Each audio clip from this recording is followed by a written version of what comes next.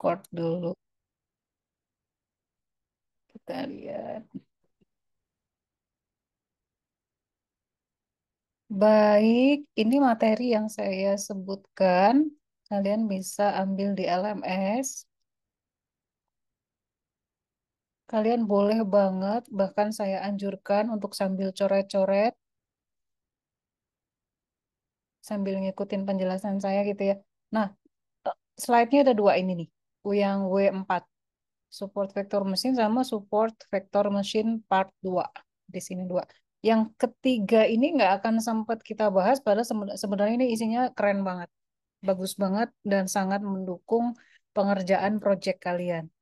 Saya akan coba cari waktu kapan saya bisa ngebahas yang slide 4C ini. Nanti ya, saya coba cari-cari waktu. Karena hari ini nggak akan cukup. Kita hari ini fokus ke SVM saja. Gitu ya. Itu. Slide-nya ada di sini. Lalu jangan lupa kuis di akhir minggu ini, yaitu ini nih, kuis CLO 2. Aksesnya dibuka 21 Oktober, attempts-nya 2 kali, ada 30 soal. Meskipun pilihan ganda atau multiple response, jangan diremehkan. eh karena pertama ini SEB, Self Exam Browser sama proctoring. Dan ya kalau kalian nggak paham konsep, nggak bisa nyontek ya, nggak bisa nanya teman juga kalau di sini. Ya serius, ini kuisnya serius, akan diambil nilai dari sini. Kalau kalian nggak paham banget konsepnya, ya kalian yang akan rugi sendiri nilainya, jadi nggak terlalu bagus nanti di sini. Jadi belajar bener-bener ya. Materinya linear regression, logistik, sama support vector mesin, sama introduction to supervised learning.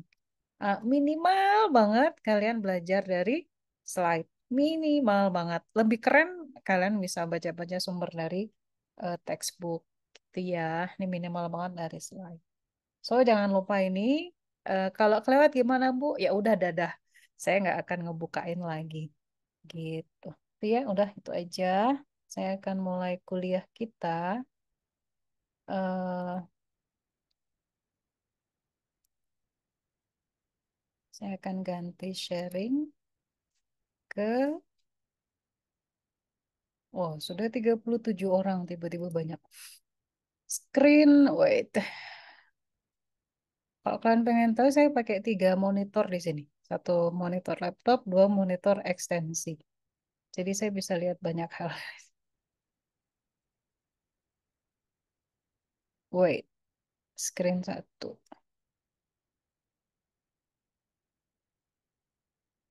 Ya, jadi materi hari ini adalah support vector machine. Sudah terlihat di layar kalian slide-nya ya kan ya? Kelihatan nggak?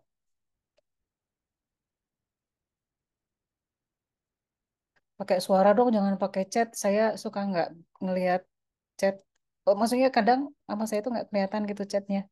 Ya, thank you. Supaya responnya biar cepat. Nggak apa-apa. Saya kira nggak bisa ngomong ya. Sebentar. Oh iya, iya, iya, iya. Sorry, saya yang salah. Hehe. Tuh bisa unmute. Pantas dari tadi kok nggak bersuara. Saya ternyata yang salah. Annotate on shared content. No security-nya. Oke, kalian bisa chat, bisa unmute, bisa munculin muka. Oke, sorry, saya yang salah. So, eh karena ini adalah kuliah malam, saya tahu ini adalah jam yang harusnya istirahat. Mohon maaf, ada porsi kesalahan saya juga, tapi memang takdirnya yang kini kemarin saya sakit, saya nggak bisa ngajar. Benar-benar selama seminggu saya off, saya nggak ngajar. Ada beberapa kelas yang saya nggak ajar, jadi saya minggu ini sibuk ngasih kelas pengganti. Em, ya apapun itu, tetap semangat ya. Coba makanya sediakan air, permen ataupun untuk membuat kalian tetap awake dan coba untuk tetap pay attention dan fokus gitu ya. Saya akan coba memecah kuliah kita tiap 20 menit kita break 5 menit gitu ya. Supaya saya nggak lupa saya juga pasang timer di sini gitu. Setiap 20 menit kita break. Kalian bisa nggak tahu ngapain stretching ke kamar mandi atau apapun terus kita mulai kuliah lagi. gitu. Di sela-sela itu kalian mau tanya-tanya sama saya juga boleh. So, kita akan mulai. eh Pada dasarnya yang akan kita bahas tuh ini. Oh, ini serem banget materinya. Apa ini gitu ya? Kita akan bahas tentang hyperplane, margins, optimizing hyperplane, maximizing margin, dan solving quadratic problem. Apaan sih Bu ini? Inilah support vector machine. Tapi saya ya, memang ini sulit. Saya tidak menjanjikan bahwa ini adalah mudah, tapi saya akan coba untuk memandu dan mengarahkan kalian dalam belajar ini ya. Seperti ini belajar cara belajarnya, seperti ini cara memahaminya. Dan ketika kalian sudah memahaminya, meskipun sedikit, kalian akan paham bahwa ternyata support vector mesin itu cuma gitu aja, gitu. Dan nantinya pada saat kalian harus tuning, nggak sekedar trial error, tapi ngerti ini tuh kemana arahnya, gitu ya. Nah, jadi sedikit sejarah pada dasarnya SVM. Selanjutnya saya sebut SVM-nya, support vector mesin kepanjangan. Em, Udah lahir jauh tahun 60-an dan tujuannya intinya adalah membuat sebuah garis yang memisahkan dua buah kelas data. Seperti layaknya supervised learning yang lain. Nah, inti dari SVM itu sama saja. Nah, lebih khusus lagi, di SVM ini kita sebut istilahnya adalah hyperplane. Nah, di SVM tujuan kita adalah bukan sekedar mencari garis yang memisahkan dua buah kelas data, tapi kita mencari optimal separating hyperplane. Hyperplane pemisah yang paling optimal yang memaksimalkan margin dari training data. Pokoknya ada beberapa istilah yang luar biasa yang baru kalian dengar. Pertama hyperplane, yang kemudian yang kedua adalah margin. Apa ini maksud dengan itu? Nah, perhatikan dua buah kelas data biru dan merah yang ada di layar kalian seperti ini. Kalau kalian dikasih data kayak gini dan kalian diminta untuk memisahkan data, maka eh, fitrahnya kalian, naturnya dari kalian, kalian akan bikin garis hijau kayak yang di layar, gitu kan. Lalu eh, itulah yang disebut dengan hyperplane sebenarnya. Hyperplane ini sebenarnya istilah umum dari berbagai titik, garis, atau bidang yang memisahkan data dari dua kelas yang berbeda. Kalau datanya satu dimensi, hyperplane-nya disebut sebagai titik. Kita bisa bikin titik di sini. Maka akan memisahkan kelas biru, titik biru sama titik merah. Kemudian kalau dua dimensi kayak gini, kita bisa bikin garis hijau. Hyperplane-nya bentuknya adalah garis. Kalau tiga dimensi, hyperplane-nya bentuknya adalah bidang atau plane. Nah, kalau dimensinya lebih dari tiga, dimensinya banyak, kita sebut hyperplane. Namun untuk SPM, secara umum, apapun itu, mau satu dimensi, dua dimensi, dan sebagainya, n dimensi dan sebagainya, disepakati istilah yang digunakan adalah hyperplane. Gitu ya. Nggak peduli dia garis dan sebagainya. Nah, masalahnya adalah kalau kalian punya dua kelompok data seperti ini, merah dan biru, kalian bisa punya banyak banget hyperplane pemisah yang memisahkan dua kelas data itu. Ya kan? Bisa satu, bisa dua, tiga, empat, lima. Di sini satu, dua, tiga, empat, lima. Ada orange, hitam, hijau, merah, ungu. Kalian bisa milih kayak gitu. Nah, yang manakah yang paling bagus? Gitu kan? Nah, ini yang jadi permasalahan. Sebenarnya 5 garis pemisah seperti ini, 5 hyperplane seperti ini akan sering kalian temukan secara tidak sadar pada saat kalian melakukan training data. Dilihat dari akurasi trainingnya, sorry, bukan akurasi, kinerja trainingnya yang belum bagus. Atau tampak bagus sedikit, terus ternyata pas dikasih data uji, nilai kinerja ujinya, kinerja data ujinya kurang bagus atau overfit. Nah, nah kita harus menentukan mana hyperplane yang paling bagus. Karena hyperplane yang paling bagus Dia nggak cuma memberikan kinerja training yang bagus, namun dia juga memberikan kinerja testing yang bagus juga, gitu kan. Nah, inilah yang dilakukan oleh SVM. Berbeda dengan linear regression kan. Kalau linear regression dia cuma dapat satu garis kayak gini selesai kan, seperti yang garis hijau ini. Nah, kalau SVM enggak. SVM enggak, itulah kenapa SVM kalau kalian sering dengar eh, minimal pakai SVM lah gitu lah. Jadi kayak jadi benchmark paling bagus tuh SVM minimal kayak gitu. Ya memang begitu. Karena memang cara kerja dia adalah mendapatkan hyperplane. Beda dengan linear regression dapat satu garis ya udah dia berhenti. Kalau SVM enggak, dia akan mencari yang paling optimal. Nah, kalau di SVM, ketika dia menemukan hyperplane yang hijau seperti ini, dia nggak akan anggap ini sebagai hyperplane yang paling bagus, terus trainingnya selesai. Nggak, trainingnya akan dianggap belum selesai. Kenapa? Karena ketika punya data uji yang kotak-kotak bolong itu ya, maka hyperplane yang hijau ini, dia akan membuat banyak sekali error. Data uji ini akan error, gitu kan. Kenapa? Karena dia dianggap ada di kelasnya si biru. Padahal data kotak yang bolong merah ini harusnya kan dia satu kelas dengan yang merah di sini kan. Hmm. Tapi gara-gara si hyperplane yang hijau ini, maka yang di sini nih akan dianggap sebagai anggota kelasnya si biru. Kan salah. Begitu pula data uji yang di sini. Dia akan dianggap sebagai satu kelompok dengan yang merah. Padahal harusnya dia satu kelompok sama yang biru. Nah, inilah kenapa eh, pada banyak kasus linear regression, sorry kok linear regression, logistic regression ya. Kalau yang klasifikasi kan logistik. Logistic regression tidak lebih baik dibanding SVM. Kayak gitu. Nah, bagaimana dengan kalau kita punya separating hyperplane yang merah ini? Jadi alih-alih kita pakai yang hijau, kita bisa menemukan hyperplane yang merah sehingga bisa memisahkan kedua buah kelompok data biru dan merah ini dengan lebih baik. Lihat, jaraknya jauh kan?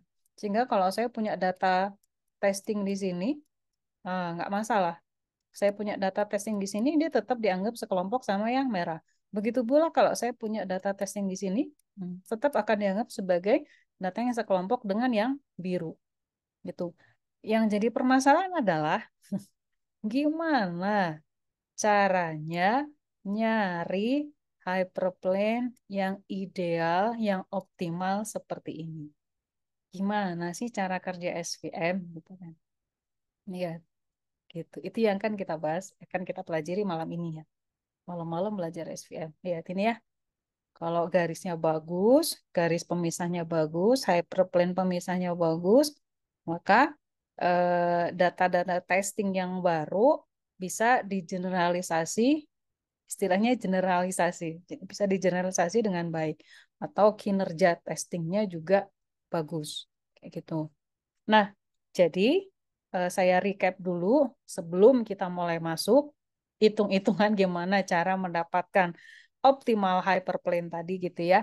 Jadi tujuan SPM adalah nyari hyperplane pemisah yang optimal gitu. Nah, eh, dikasih saya kasih keyword lagi, optimal hyperplane tersebut akan menjadi hyperplane yang seperti apa sih hyperplane yang optimal itu? Yaitu hyperplane yang dia tuh punya margin yang paling gede. Nanti kita lihat apa itu margin. Nah, dengan demikian kalau kita punya optimal hyperplane, keuntungannya seperti yang kalian bisa lihat tadi, dia bisa menghasilkan akurasi data training yang bagus banget, ya kan? Terus pada saat dapat data testing, generalisasinya juga bagus, atau kinerja testingnya juga bagus, gitu. Nanti kita bahas apa yang dimaksud dengan margin terbesar. Apa hubungan antara optimal hyperplane dengan margin terbesar, gitu. Sudah 20 menit belum? Belum ya? Masih 10 menit. Nah, coba perhatikan data titik-titik ini belum belum ada angka-angka, belum ada rumus-rumus, semoga kalian masih bisa ngikutin. Masih bisa ngikutin ini? Masih, Bu. Atau masih bisa? Atau terlalu banyak istilah yang kalian nggak paham? Eh, tapi nanti kan dijelasin, Bu. Jadi semoga bisa. Boleh ya langsung otong raise hand gitu, eh, terus mau nanya. Atau langsung misalnya pertanyaannya agak panjang, tulis di chat, nggak masalah ya. Nah, kita masuk ke optimal hyperplane. Gimana cara nyari optimal hyperplane? Kita sudah sepakat, kalian sudah paham, saya harap kalian sudah paham sampai di sini. Tujuan dari SVM adalah gimana caranya. Kita masih pakai data yang dua kelas dulu ya. Bu, gimana kalau caranya multi kelas nanti sebentar ya. Jadi kita seperti biasa selalu berawal dari dua kelas. Kalau punya dan dua kelasnya itu yang linearly separable kayak gini, yang bisa dipisahkan secara linear, yang cakep lah pokoknya. Jangan ngomong data yang, bu gimana kalau dia ternyata nggak bisa pakai linearly separable itu. Nah ceritanya nanti habis ini di agak-agak terakhir. Anggaplah data kita tuh kayak gini, yang bisa dipisahkan dengan baik. Terus jarak antar datanya itu gede banget kayak gini. Nah, si SPM dia akan berusaha mencari margin yang terbesar. Apa sih yang disebut dengan margin? Lihat, ini gambarnya cakep banget. Eh, ambil hyperplane, bikin hyperplane pada data terluar dari setiap kelompok data. Contoh ini hyperplane satu, ini hyperplane 2, gitu kan? Data terluar dari masing-masing kelompok data, bikin garis, terus hitung jarak dari dua hyperplane tersebut. Nah, ini disebut margin. Nah, si SVM dia akan berusaha bikin jarak atau di referensi lain ada yang bilang street atau jalan. Jalan yang gede banget. Dia akan milih jalan yang gede banget antara dua buah kelompok data itu. Terus dia akan ambil tengah-tengahnya. Nah, ini nih. Untuk bikin hyperplane. Inilah hyperplane yang kita cari nantinya.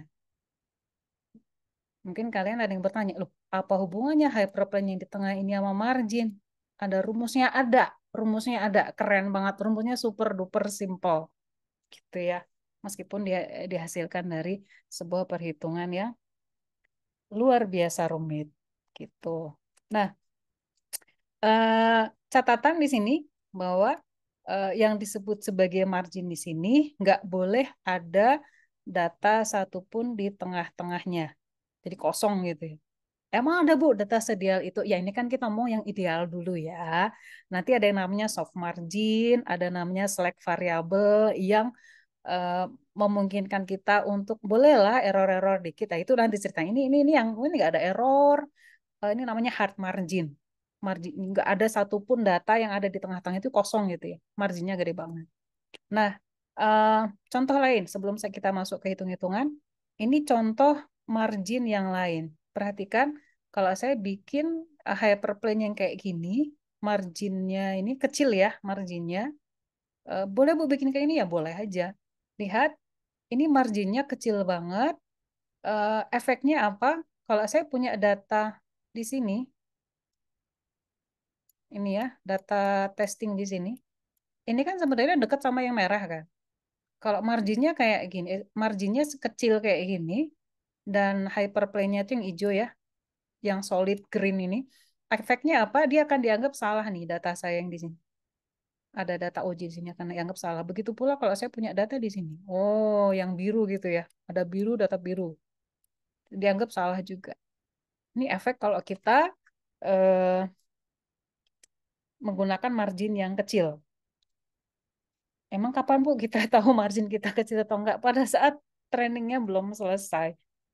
Trading belum selesai itu ketika pada epohnya kalian nyobain sekian epoh terus nilai akurasi tradingnya itu belum bagus juga misalnya. Nah, itu efek dari margin kalau kecil. Jadi di SVM ini dia akan mencoba cari margin yang gede gitu. Nah, jadi ini eh, akhir dari pengantar tentang SVM. Intinya SVM itu adalah mencoba mencari hyperplane, garis pemisah tadi ya, hyperplane pemisah. yang paling bagus, yang paling optimal antara dua buah kelompok data dari kelas berbeda dengan cara memaksimalkan margin yang ada pada data training. Ya, keywordnya dapat. Nah, sampai di sini kalian harus sudah bisa paham ini. Jadi si SVM itu cara kerjanya gitu. Nah, pertanyaan yang seharusnya muncul dari kalian ini, gimana cara nyari hyperplane? Gimana cara membuat marginnya gede gitu kan? Habis ini. Ada pertanyaan sampai di sini? Enggak ya? Langsung dipotong enggak. Kita lanjutin sedikit lagi sebelum kita break. Jadi, eh, sebelum kita mulai masuk ke yang lebih rumit, saya coba selesaikan sedikit dulu sebelum kita break. Em, pada dasarnya, SVM ini adalah classifier yang linear. Jadi, hyperplane-nya itu direpresentasikan dengan fungsi linear juga, yang sering kalian lihat dari saat kita membahas logistik regression, linear regression kan. Y sama dengan WX plus B atau Y sama dengan AX plus B, Y sama dengan MX plus C, Y sama dengan WX plus atau W kali theta kalau pada saat saya bahas linear regression sama lah seperti itu. Di mana Y ini adalah labelnya, label atau kelas, X ini adalah atribut atau fitur yang kita punya, B ini adalah bias atau intercept, W ini adalah bobot. Yang tidak kita ketahui, sorry, yang kita belajar, saya undo kalimat saya, yang kita tahu, yang kita punya dari training data adalah Y dan X. Pasti ya, yang kita punya dari training data. So, W sama B ini adalah nilai yang harus kita estimasi.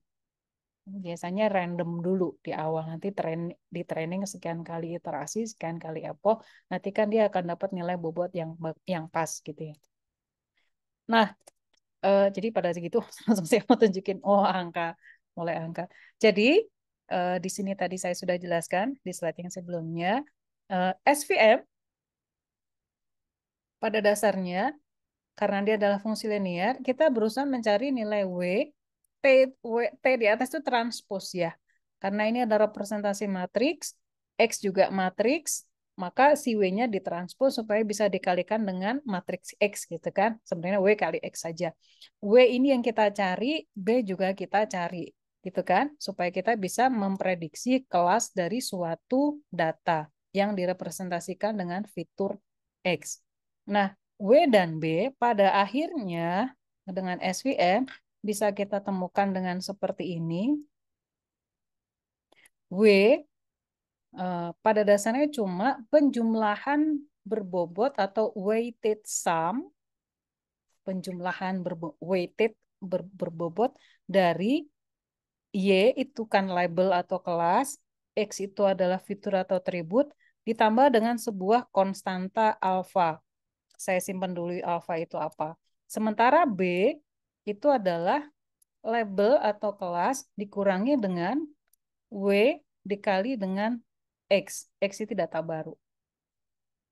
Itu. Lihat. Pada akhirnya kita akan bisa menemukan nilai W dan B dari penjumlahan perkalian sederhana seperti ini. Ini dapatnya dari mana, Bu? Dapatnya dari ini. Ini Lagrange. Simpan dulu istilah Lagrange. Kalau tertarik, oke, boleh Google Lagrange. Lagrange multiplication. Lagrange multiplier. Tapi nanti ya, nanti didapatkan dari sini. Didapatkan dari sini, nanti kita bisa menghitung W sama B-nya. Namun, pada akhirnya yang perlu kalian eh, lihat di sini, W ini cuma hasil perkalian yang dijumlahkan dari alfa kali Y kali X. Alfa inilah yang disebut sebagai support vector. Alfa adalah support vector. Oh, jadi SVM itu support vector mesin support vector. Nah, ini nih, si alfa.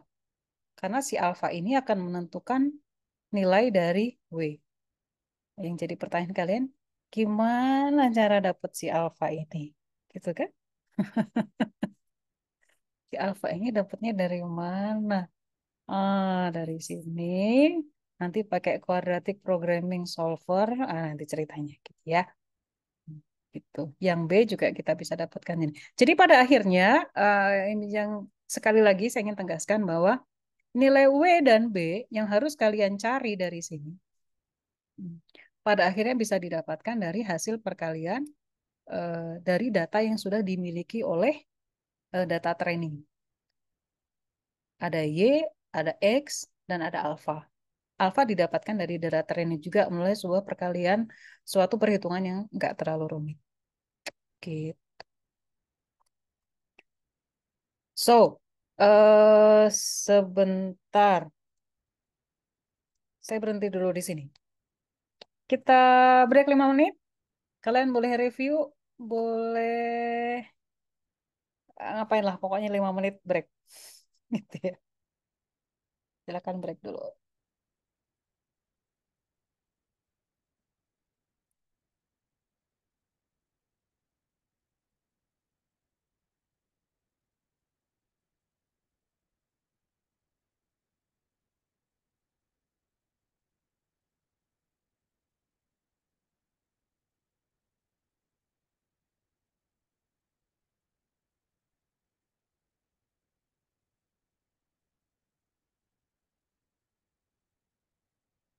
Kalau ada yang mau nanya, boleh.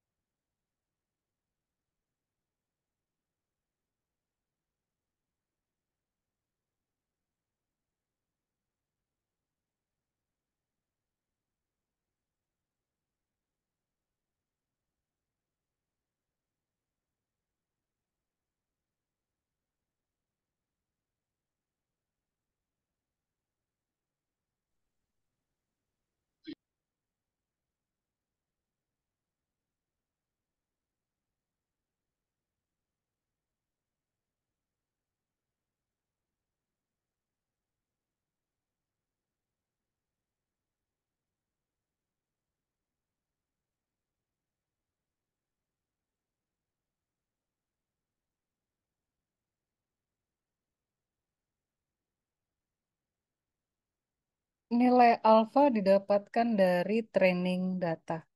Betul. Saya kasih lihat yang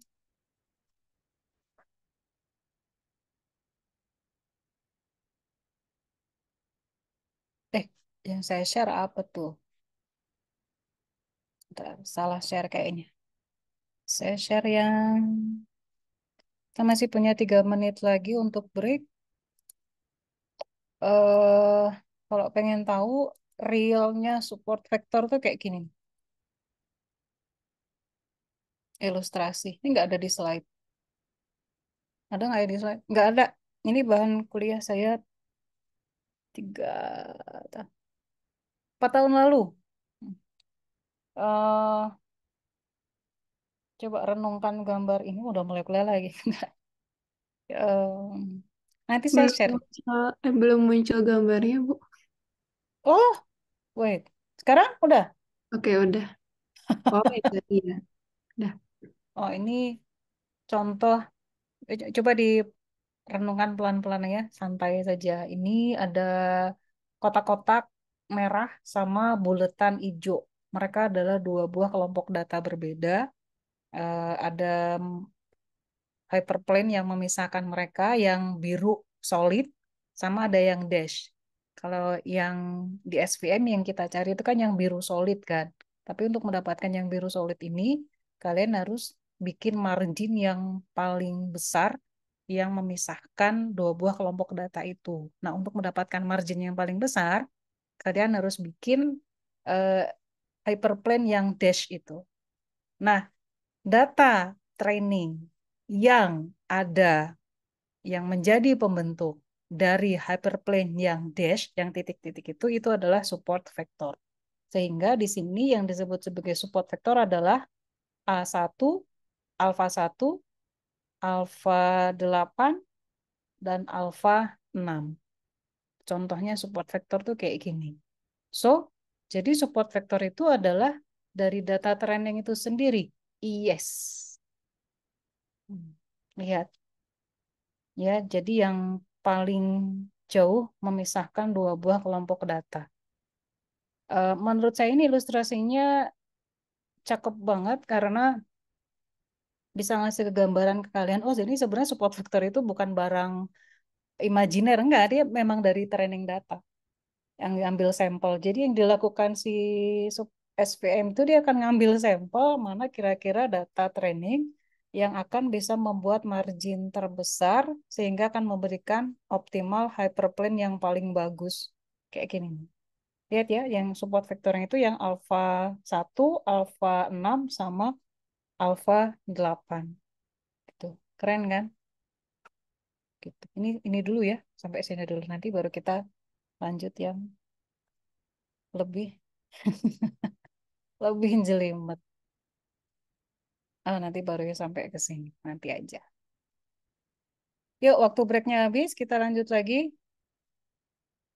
Sampai mana tadi? Stop share. Saya ganti share yang di screen 1.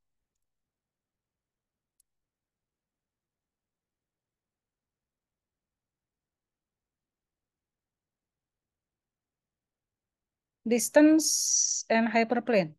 Benar, slide-nya itu. Ya, betul, Bu. Sip, yuk. Fokus lagi ya. eh Hebat lah. Kalian yang mau tetap mau diajak kuliah malam, terus mau tetap berusaha fokus di tengah penat ya. Eh, Dosennya juga capek kok sebenarnya. Tapi ya eh pertama saya merasa berutang karena saya gak ngajar kalian minggu kemarin. Terus yang kedua emang saya senang ngajar, apalagi mesin learning ini. Gitu. Yuk kita mulai ya. Jadi kita kan mulai tadi kalian sudah tahu bahwa oh jadi sebenarnya si FCM itu dia berusaha nyari optimal hyperplane yang memisahkan dua buah training data. Tapi ada tapinya kan, margin yang memisahkan dua buah training data, dua buah kelompok training data itu marginnya harus yang paling besar, gitu ya. Nah, baru ada optimal hyperplane di situ. Nah, yang jadi pertanyaan gimana cara mendapatkan itu, gitu ya. Nah, sebelum ke situ kita evaluasi lagi, kita recall lagi. Kalian sudah tahu bahwa sebuah persamaan garis itu bisa didapatkan dengan cara seperti ini, y sama dengan ax plus b. Kita punya y, kita punya x, a dan b bisa kita cari.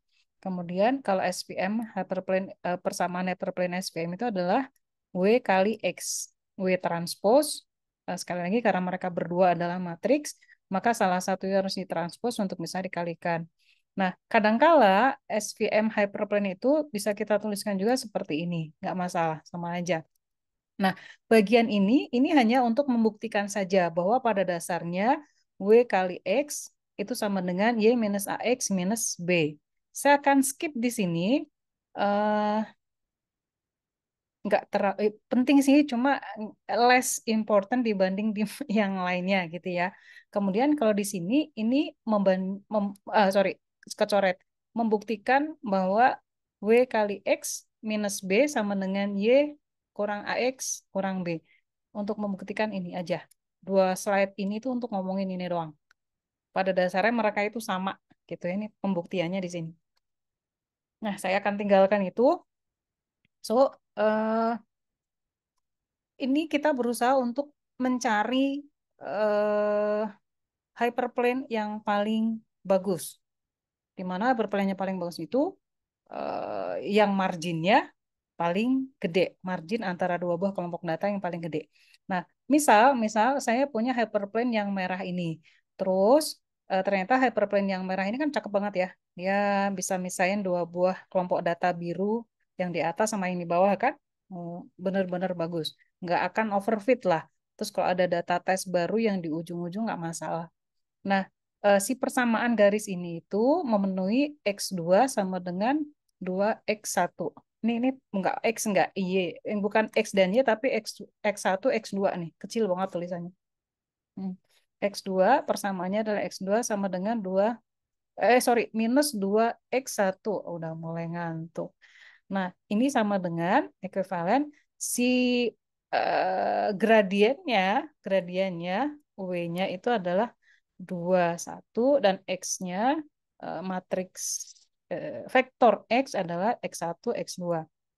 Kalau kalian masukin ke sini kan memenuhi kayak gini. Gitu ya. Nah, yuk kita lihat lagi. Ini gambar yang sama. Nah, saya pengen menghitung jarak. Kita kan mau cari hyperplane. Saya mau nyari jarak antara dua buah hyperplane yang memisahkan dua buah kelompok data ini. Gimana cara ngitung jaraknya? Misalkan si A ini yang ada di koordinat 3,4, saya pengen hitung jaraknya ke hyperplane. Kan sebenarnya ini ya. Hmm. Tapi gimana caranya? Kita pakai aja yang sudah kita tahu yaitu si vektor W. Vektor W itu bisa kita dapatkan nanti cara ngitungnya. Nah, anggap saja kita bisa bikin vektor A dari titik 0,0, ya kan? Kita bisa bikin vektor A ini. Terus saya proyeksikan si A ke hyperplane, maka saya akan punya vektor P yang pada dasarnya kan karena dia sejajar sama proyeksi A ke sini, maka si jarak A ke hyperplane sama dengan vektor P. Maka saya bisa membuat bahwa jarak antara titik A dengan hyperplane saya adalah besarnya vektor P. Titik A di sini. Kenapa sih Bu ribut amat terus dibikin vektor-vektoran? Iya, supaya ngitungnya enak. Kalau nggak gitu gimana cara kita bisa ngitung? Nggak bisa. Disinilah kenapa pentingnya kita jangan melupakan sama sekali aljabar linear ya. Pentingnya di sini. Gitu ya. Jadi jatuhnya, jadi jarak dari titik A ke hyperplane itu sama dengan besarnya vektor P. Nah, gimana cara mencari si besar dari vektor P? Ini kan besarnya, pada akhirnya kita dapat di sini ya, nanti sebentar. Saya punya W, lihat W 2,1 di sini. Ini W nih, 2,1. Dan saya punya A 3,4, A 3,4 kan, vektor A, vektor W, maka saya bisa hitung besar dari vektor W adalah kuadrat, akar kuadrat dari penjumlahan kuadrat dari semua komponennya, akar 5, besarnya vektor W. Nah, lalu saya punya vektor unit ini adalah setiap komponen dari vektor W dibagi dengan besar dari vektor W. Disebut juga vektor U, vektor unit, unit vektor. Kayak gini. 2 per akar 5, 1 per akar 5. Nah, si P, karena P ini kan ortogonal, tegak lurus, proyeksi tegak lurus dari A ke W, maka P ini adalah U perkalian titik dot produk dikalikan dengan A, kemudian dikalikan U lagi, 4,2. Maka besar vektor P adalah 2 akar 5. Nah, margin itu adalah 2 kalinya P, ya kan? Marginnya kan 2 kali kan? Karena hyperplane-nya kan ada 2. Satu hyperplane di sini, satu lagi hyperplane di sini, gitu kan? Maka si marginnya kan 2 kalinya. Maka si marginnya 2 kali P adalah 2 kali 2 akar 5. Kita akan punya 4 akar 5. Ini adalah cara mencari margin. Jangan berhenti di sini dulu. Nanti kita akan pakai rumusan ini lebih lanjut. So, pada akhirnya mencari jarak, saya recap slide ini, mencari jarak antara titik A ke hyperplane itu pada dasarnya adalah mencari besarnya vektor P. Nah, besar vektor P bisa kalian cari bla bla bla seperti ini, kalian dapat nilai begini.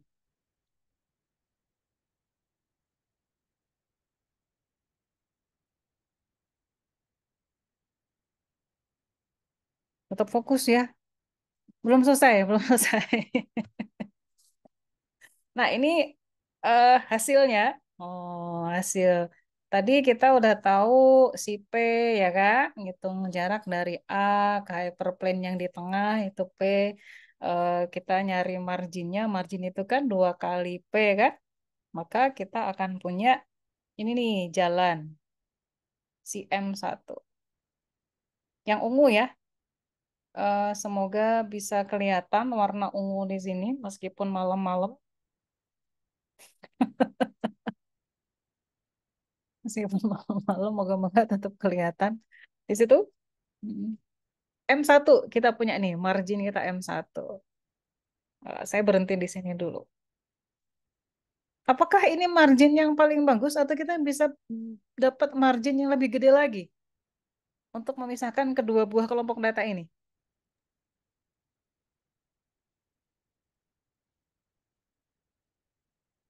Ngelihat dari data-data yang ada, gitu.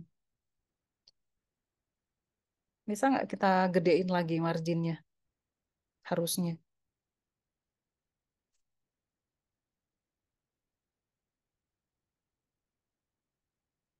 Ada yang tahu?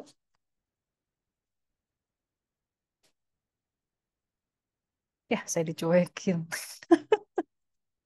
Ada yang tahu nggak? Yang kiri, Bu. Eh, hyper Bisa plane G. digedein lagi nggak marginnya kira-kira? Dideketin ke G bisa atau enggak, Bu? Oh, betul. Dideketin ke G. Nah, ini ada di sini. Eh, Penjelasannya ada di mana tadi? Nih ya. Jadi eh nanti kalian baca sendiri di kelewat, sorry. Eh, Margin CM1 yang kita cari tadi bukanlah margin terbesar yang memisahkan data secara sempurna.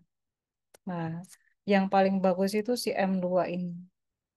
Si marginnya itu kita deketin ke kelompok data yang lain. Gedein kan? Efeknya, efeknya hyperplane-nya geser kan? Karena si hyperplane itu harus berada di tengah-tengah. Hmm. Lihat, geser kan? Tadinya kan yang merah hyperplane-nya semula, yang si P, yang panjangnya adalah P. Nah, sekarang kita geser dikit. Nah, dengan demikian kita bisa dapat optimal hyperplane. Jadi pertanyaan adalah gimana caranya bisa dapat optimal hyperplane seperti ini. Iya. Tertarik? Enggak. Tertarik lah ya. Nah, jadi kesimpulannya adalah gimana caranya bisa mendapatkan hyperplane yang optimal tadi. Eh, Caranya kalau kita punya 2 hyperplane, kita bisa bikin hyperplane yang ketiga yang di tengah-tengahnya banget gitu. Jadi sama saja kalau kita pengen nyari margin terbesar ya kan, itu sama saja dengan nyari hyperplane yang optimal ya kan. Kalian dapat margin terbesar, kalian juga langsung bisa dapat sekaligus hyperplane yang optimal. Karena tujuan dari SVM nyari optimal hyperplane. Gitu ya. Gitu. Oh, sorry, ini terakhir. Sorry, ini lupa bagian ini. Eh, Kalau kita punya hyperplane, pada dasarnya kita bisa ngitung marginnya dengan menggunakan beberapa data saja. Gitu. Hmm. Contohnya tadi, saya bisa dapetin hyperplane dengan menggunakan, saya bisa ngitung jaraknya, bisa ngitung margin atau jarak dengan menggunakan data dari A saja kan. Saya bisa ngitung jaraknya ke hyperplane ini, dapat si P. Ini menjelaskan poin ke satu ini. Itu. Ya, sedikit lagi. Ini masih 10 menit. Kita belum masuk 20 menit berikutnya.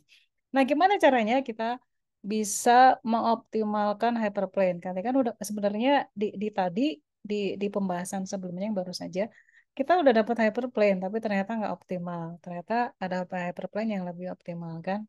Gimana caranya? Nah, kita akan bahas di sini. Em, oh ya. Nah, eh, jangan lupa bahwa kita masih bekerja dengan data berlabel, supervised learning, kan? Kita masih punya data berlabel. Terus kita harus pada saat mengoptimalkan hyperplane ini harus memilih dua hyperplane yang memisahkan data dengan tidak ada sama sekali data yang ada di dalam dua hyperplane itu. Di dalam area margin itu harus kosong, nggak boleh ada data sama sekali. Dengan demikian kita bisa memaksimalkan si marginnya, gitu ya. Ini yang kita lakukan pada saat kita berusaha untuk mencari hyperplane yang optimal. Prinsipnya adalah seperti ini. Ya, kita hanya benar-benar menggunakan data training kita, gitu, untuk nyari hyperplane yang optimal, gitu ya. Nah, masalahnya adalah eh, hyperplane yang optimal hanya bisa dicari pada saat data kita tuh linearly separable. Linearly separable itu kayak gini contohnya. Hmm. Atau contohnya seperti ini. Oh, gitu ya. Mereka itu mengelompok gitu. Jadi bisa, oh kelihatan, bisa dipisahkan secara linear. Gitu. Sorry, yang A. Yang B ini bukan linearly separable, tapi kita pakai namanya kernel kernel trig, trig kernel atau fungsi kernel untuk mengubahnya ke dimensi lain sehingga dia bisa menjadi seolah-olah linearly separable gitu.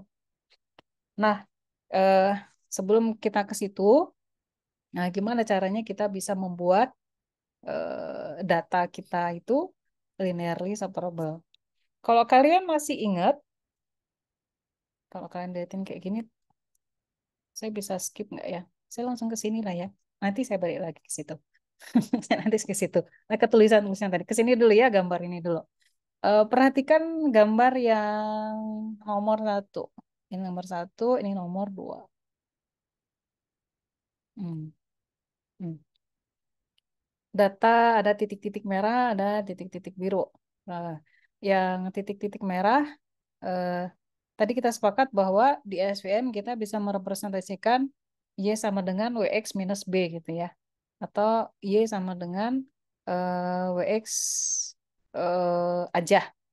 Tapi bisa juga Y sama dengan WX minus B. Nah, di sini kita pakai representasi yang Y sama dengan WX minus B. Nah, eh, pada saat data yang ada di titik merah ini, yang dia ada di bagian hyperplane yang sebelah atas, kita bisa bilang bahwa dia berada di kelas positif 1. Sehingga data-data yang ada di situ, Y-nya 1. Maka kita bisa bilang WX minus B sama dengan 1. Sementara sebaliknya, data-data yang ada di bagian hyperplane yang lain, yang di bagian bawah, yang biru, dia ada di kelas Y sama dengan minus 1. Ingat, kita masih pakai dua kelas dulu, positif, negatif. Gitu ya. Nah, begitu juga yang di gambar nomor 2, yang ada di bagian atas, WX minus B sama dengan 1, yang di bagian bawah WX minus B sama dengan minus 1. Kalau kayak gitu, berarti yang ada di sini, yang ada di bagian hyperplane ini, Gimana ceritanya? Terus eh, perhatikan, kita punya dua persamaan. Bisa nggak mereka ini disatuin? Nah, saya baru mau ke atas kalau kayak gitu. Ya, jadi eh, rumusannya seperti ini, yang di atas plus, yang di bawah minus.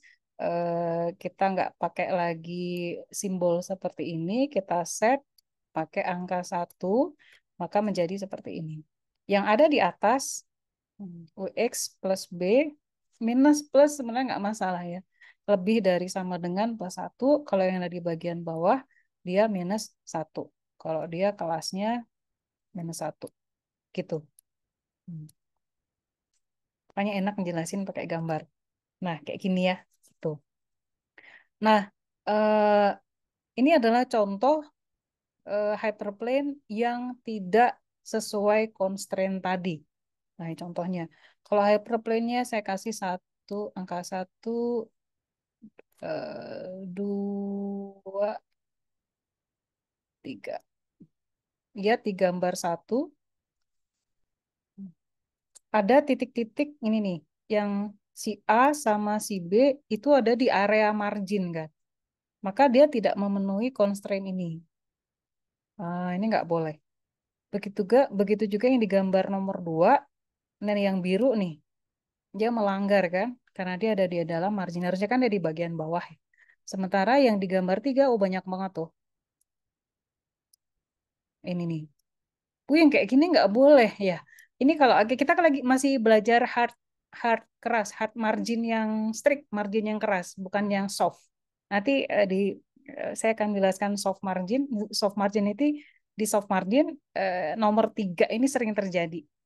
Jadi kita rada lunak membolehkan beberapa data salah seperti ini supaya nggak overfitting. Itu nanti ya. Kita lagi hard margin dulu gitu. Karena kita sedang merumuskan bagaimana rumusan hyperplane gitu. So, kita punya istilah yang namanya dual constraint. Kenapa disebut dual constraint? Karena kita punya yang tadi kan negatif kelas sama positif kelas. Uh, untuk WX plus B yang kurang dari 1, untuk XI-nya yang punya kelas yang ada di area bawah minus 1, maka saya akan kalikan, kan di sini tuh nggak ada Y-nya ya.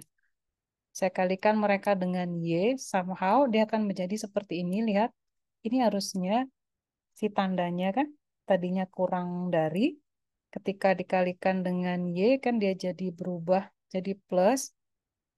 Maka ketika berubah jadi plus, si tandanya berubah jadi lebih dari, kayak gini. Dari sini berubah menjadi ini. Kurang dari menjadi lebih dari. Tadinya minus jadi plus. Kita masukkan si variabel Y. Nah, sementara ini sama saja.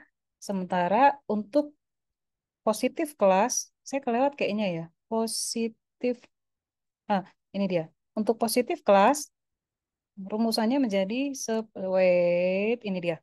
Untuk positif kelas, rumusannya seperti ini kan. Untuk nilai X yang punya kelasnya positif, WX plus B nilainya adalah positif.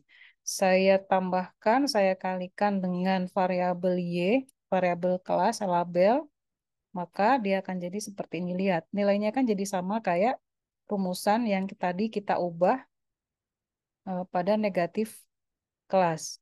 Sama saja. So, sehingga dua buah intinya adalah kalau pada saat kita punya dua hyperplane yang seolah-olah nilai persamaan linear itu tampak berbeda, minus sama plus gitu ya, minus satu sama plus satu, pada akhirnya bisa kita rumuskan ke dalam satu rumusan yang sama.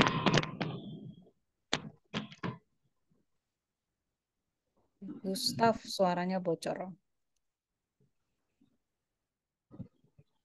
Hmm, wangi iya sih. Udah? Mm-mm.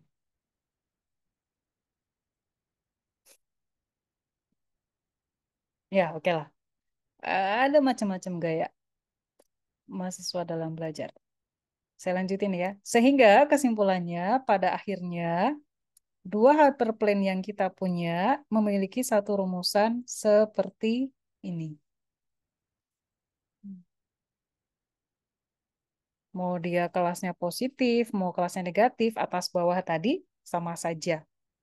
Bahwa YI dikalikan dengan W kali X ditambah B lebih dari sama dengan 1. Untuk semua nilai I antara 1 sampai N. Gitu ya. Nah, so ini kesimpulannya. Jadi kita mencari hyperplane yang harus memenuhi nih. Hmm, kalau kita lihat di sini, kita tahu Y itu kan label ya, label atau kelas. X ini adalah fitur atau atribut, semuanya kita punya. Yang nggak kita punya itu adalah W sama B-nya saja. W dan B kita nggak punya. Oh, ini adalah persamaan hyperplane kan? Hyperplane yang berusaha kita cari itu kayak gini. Udah dapet tuh. Kita harus cari W dan B. Masalahnya adalah eh, hyperplane yang kita cari marginnya itu harus yang gede. Makanya di situ kan nggak ada urusan sama margin ya. Marginnya belum kelihatan tuh gimana cara dapetin margin dari situ. Nah, makanya kita harus cari hubungan antara margin dan weights. Kenapa kita harus cari hubungan margin tuh dari weights? Lihat, karena dari sini kita bisa dapat weight tuh. Si W itu kan bobotnya. Hmm. Bisa nggak kita dapetin sesuatu yang hubungannya dengan margin dari rumusan bobot ini, weight? Nah, ternyata bisa dan ternyata super duper simple. Oke, kita break dulu 5 menit sebelum saya lanjutin.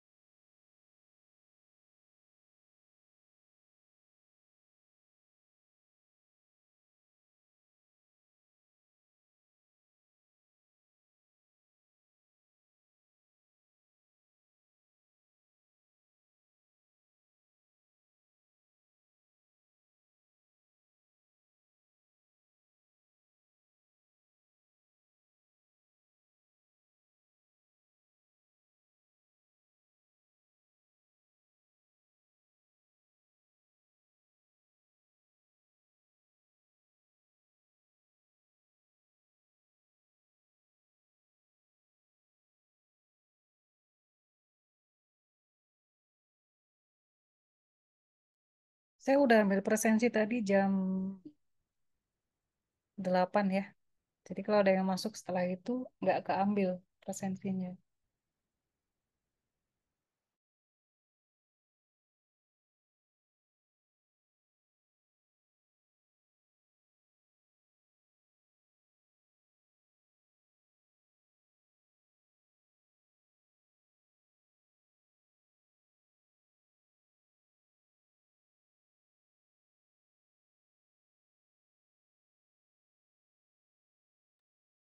Ibu mau tanya.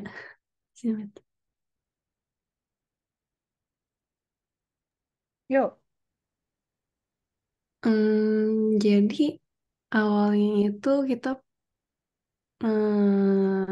training data, terus pakai support vektornya itu buat dapat hyperplane yang dash masing-masing. Atau gimana, Bu? Dari situ nanti dapat persamaan dari masing-masingnya kan ya? sorry, diulang gimana? Jadi awalnya tuh kan ada sebaran data, terus ada dua kelas, labelnya itu. Setelah itu, yang diketahui kan yang labelnya sama atributnya. Yang Tuh. dicari itu weight sama bias.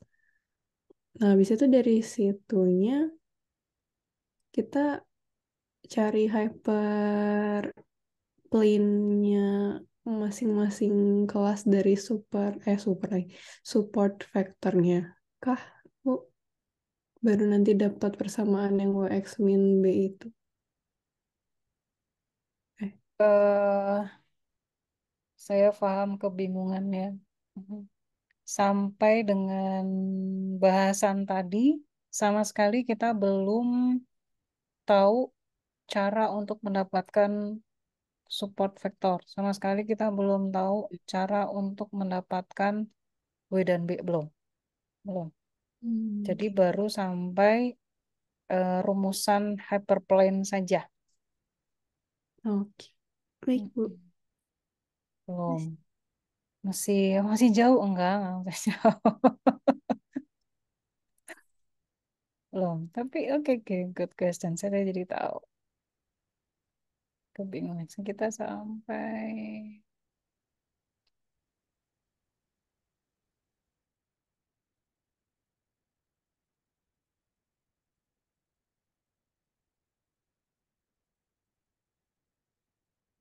Mm-mm. Kita baru sampai rumusan hyperplane. Ada hyperplane 2 yang mana tadi? Ini kan hyperplane 2 ini rumusannya itu gimana? Untuk mendapatkan hyperplane yang tengah, maka kita harus memaksimalkan margin. Nah, eh, jadi yang bisa kita lakukan untuk mendapatkan optimal hyperplane adalah cari margin yang terbesar. Margin yang terbesar ini kita bisa cari dengan cara mengestimasi dari titik-titik data yang kita punya ke sesuatu yang kita estimasi sebagai hyperplane. Cari gitu kan, cari. Nah, oh kalau kayak gitu rumusan hyperplane kira-kira itu seperti apa gitu kan? Si P ini bisa kita cari kalau kita punya hyperplane yang di tengah ini kan. Masalahnya kita kan nggak punya. Nah, gimana cara mengira, mengira-ngira, membuat perkiraan akan hyperplane yang di tengah. Nah, itulah yang kita bahas. Jadi inilah rumusan hyperplane-nya. Hmm, gitu. Si hyperplane yang di tengah tadi tuh kayak gini. Eh, kita punya Y, punya X, W sama B belum ya? Belum. Ini baru. Oh, sekian banyak itu kira-kira kayak gini. Nanti kita bisa dapat estimasi margin. Belum, ini belum selesai. Belum selesai. Ini baru. Oh, ini toh rumusan optimal hyperplane yang di tengah itu. Gitu. Luar biasa ya, rumit.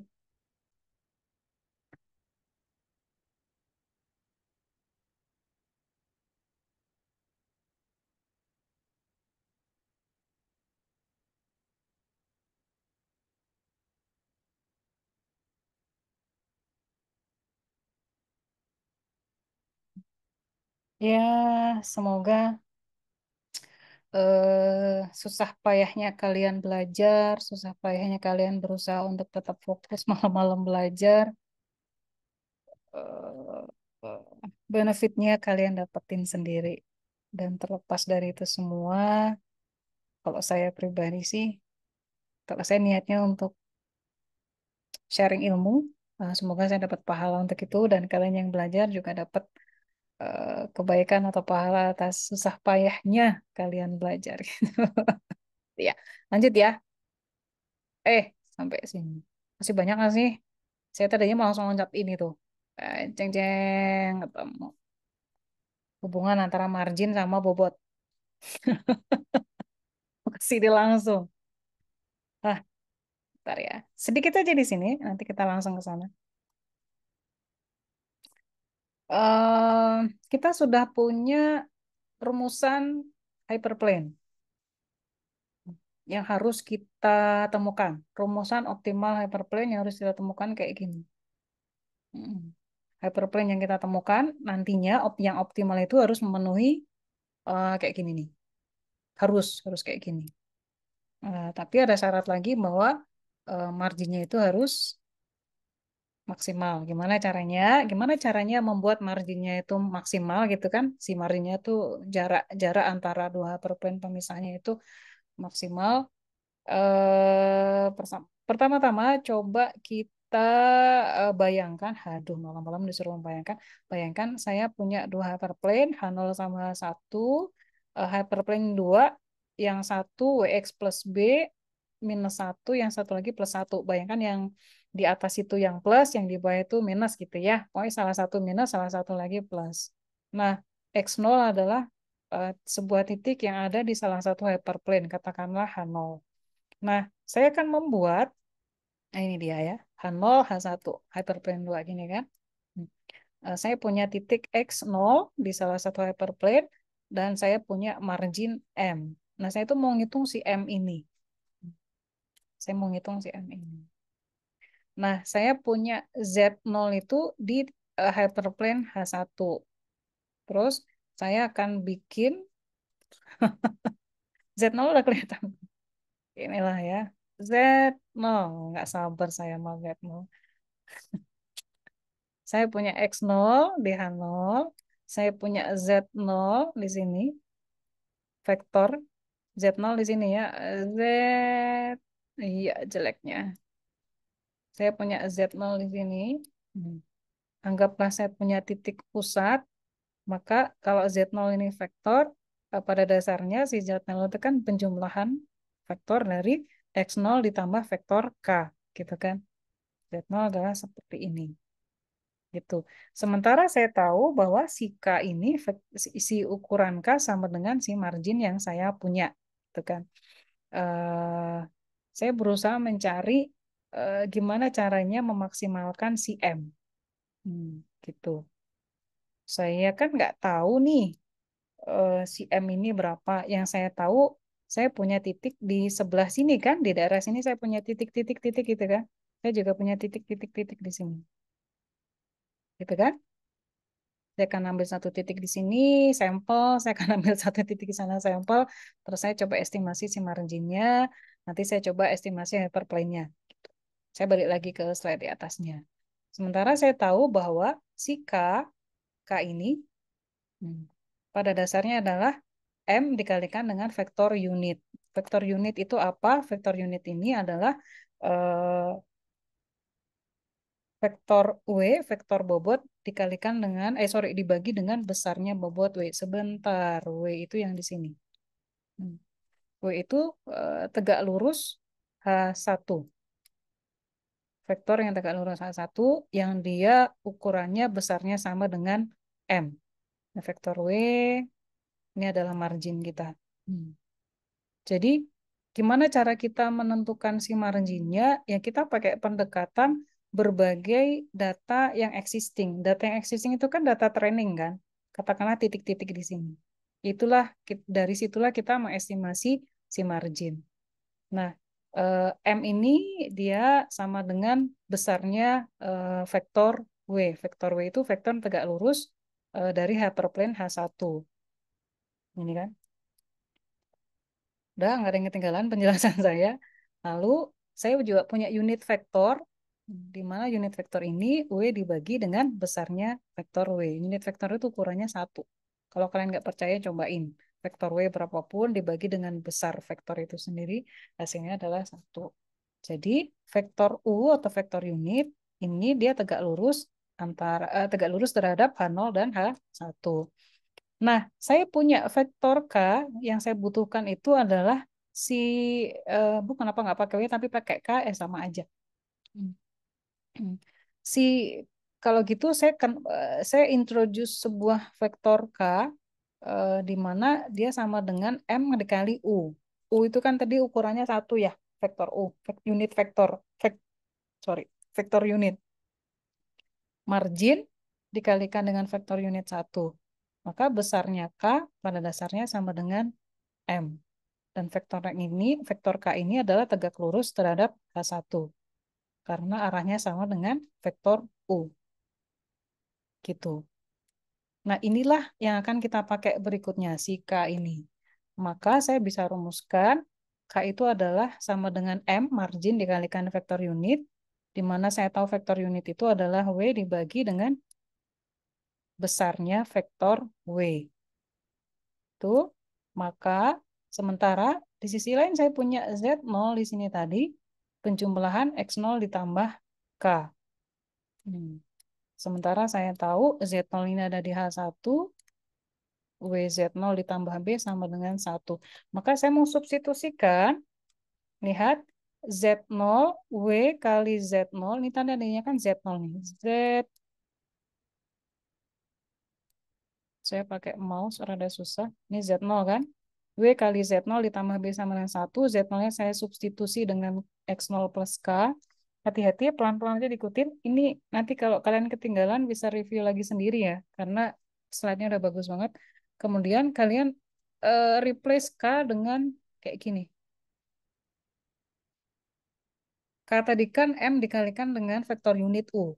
Maka kalian akan dapat kayak gini. Saya ilangin kurungnya, akan jadi kayak gini. Kan bisa diilangin satu. Saya lanjutin ke bawah. Ini jadi seperti ini. W-nya hilang satu ya. W kali X0 ditambah M kali W ditambah sama satu. Si M kali W-nya saya geser ke ruas kanan, maka saya punya seperti ini. Saya lanjutin. Saya pindahin ke sini sama saja. Nah, karena si X0 ini ada di H0, maka W kali X0 ditambah B itu akan sama dengan minus 1.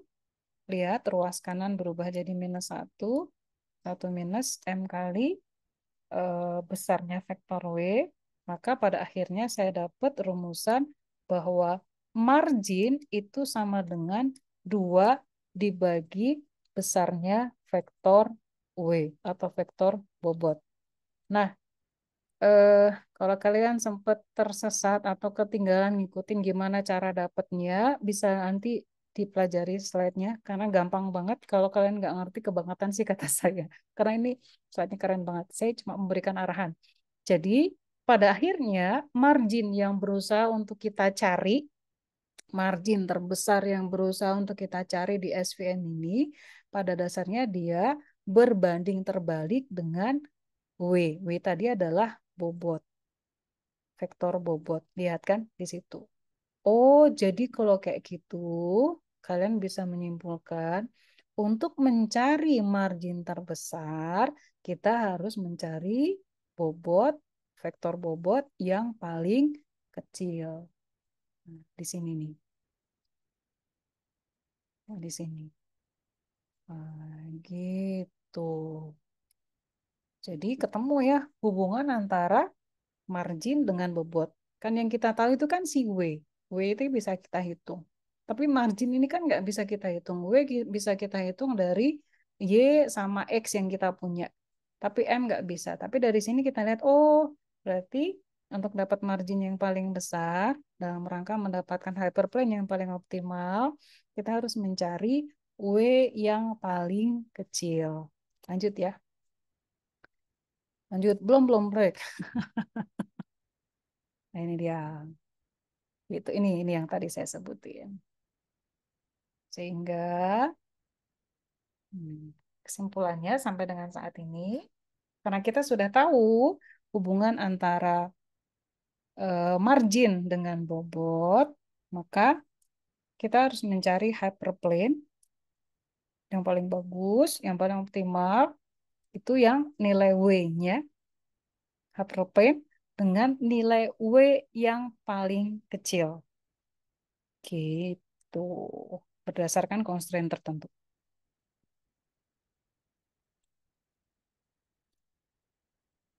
Ada komentar, pertanyaan?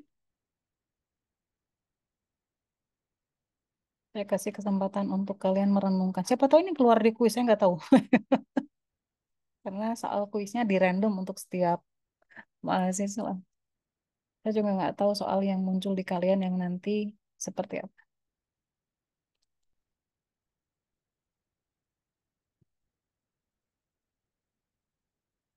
Bisa ya? Saya lanjut ya.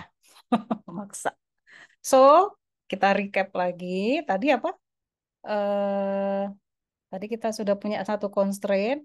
Hyperplane yang dapat diterima adalah hyperplane yang memenuhi syarat ini. Y kali WX plus B lebih dari satu. Nah, terus eh, constraint yang berikutnya, si M-nya ini harus memenuhi W yang paling kecil. Nah, dua rumusan ini kita gabungkan akan memberikan kita sebuah permasalahan optimisasi gitu. Jadi rumusannya gimana caranya kita bisa meminimasi si W dan B, kan? Kita harus dapetin W paling kecil kan? Eh, eh, tapi dengan memperhatikan hyperplane yang ini. Y kali WX plus B lebih dari sama dengan satu. Nah, si optimization problem seperti itu bisa kita selesaikan dengan menggunakan QP solver. Problem yang seperti itu disebut sebagai quadratic problem. Ini disebut sebagai quadratic problem. Eh, kita menyelesaikannya pakai Lagrange. Tadi saya sempat Lagrange ya, Lagrange tulisan. Lagrange. Nah ini nggak nggak nggak gampang. Eh, nggak gampang. Saya nggak akan ngomongin ini. Saya akan langsung skip ke bawah ke Lagrange multiplier. Permasalahan optimisasi tadi bisa kita selesaikan dengan menggunakan Lagrange multiplier atau Lagrange multiplication kayak gini. Di mana sih Lagrange ini? Kalau saya bunyinya kayak gini. Kalau saya harus melakukan minimize suatu fungsi x, tapi ada syarat gx, suatu syaratnya berupa fungsi gx. Tadi kan gitu ya. Kita harus minimize sebuah fungsi, tapi ada syarat dia harus memenuhi suatu fungsi. Maka kita harus menemukan sebuah konstanta atau multiplier Lagrange alfa sedemikian sehingga delta fx sama dengan alfa kali delta gx.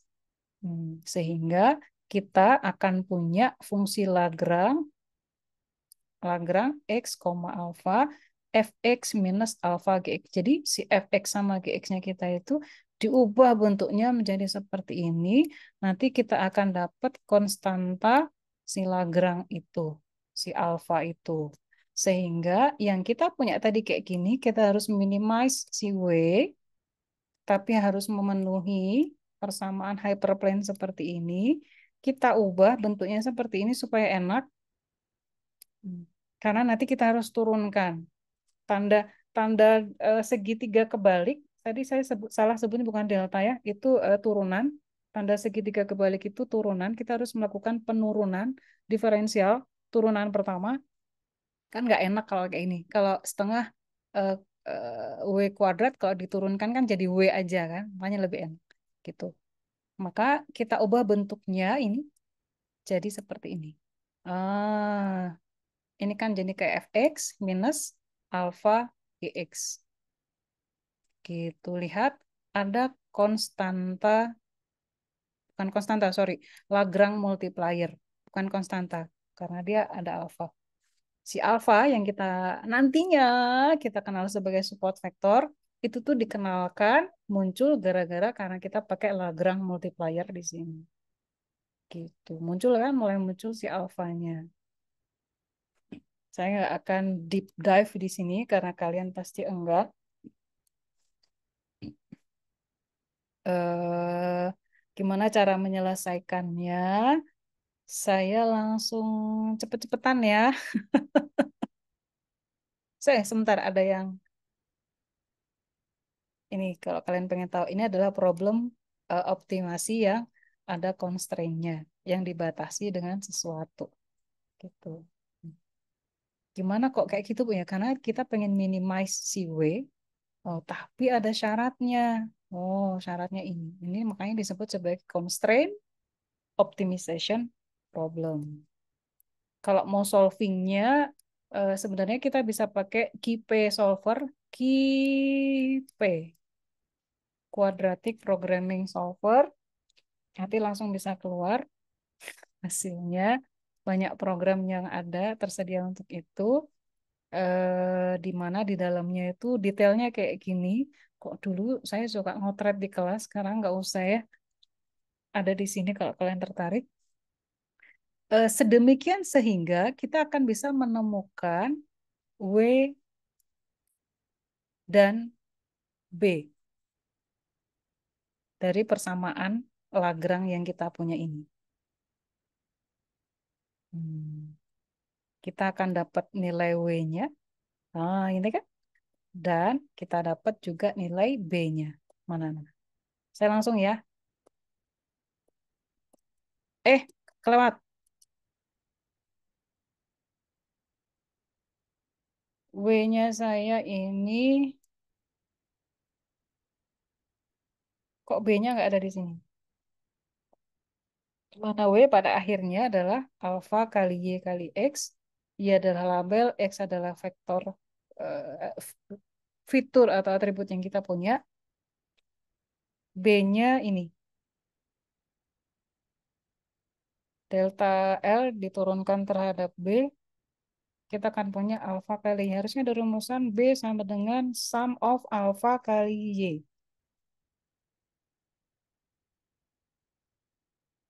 Alfa kali Y. Bukan di sini berarti.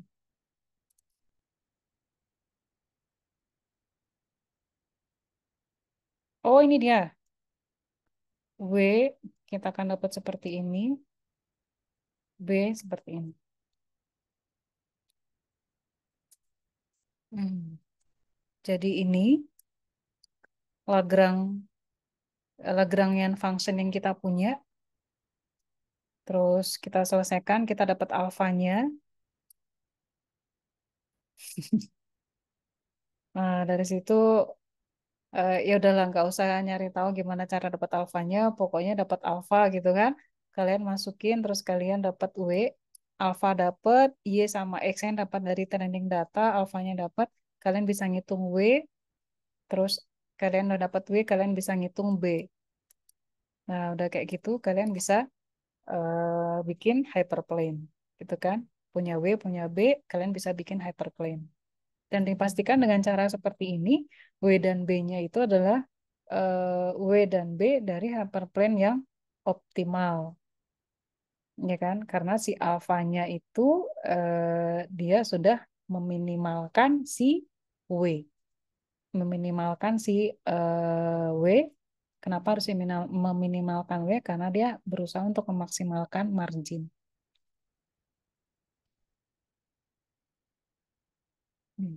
SVM-nya selesai. Ini, ini W kita.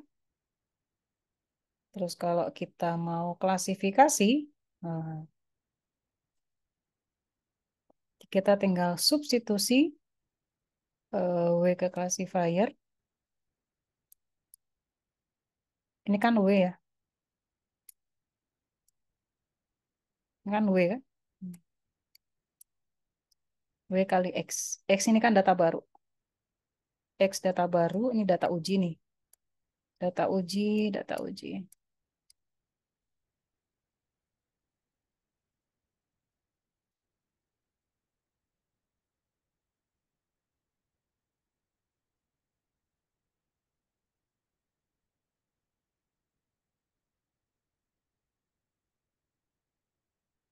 Alfa itu bentuknya apa? Bentuknya angka desimal. Sesuatu angka desimal. Nanti saya tunjukin cara ngitungnya ya. Nah, ini kesimpulan, inilah yang dilakukan oleh SVM. Jadi pada dasarnya SVM itu pada saat dia berusaha untuk memprediksi kelas dari sebuah data, ini kelasnya itu mana, kalau kita positif atau negatif, di kelasnya yang mana, pada dasarnya dia merupakan weighted sum atau sum over vektor support vektor si alfa dikalikan dengan y, y itu kan label, dikalikan dengan x data training, terus dikalikan dengan si x data uji.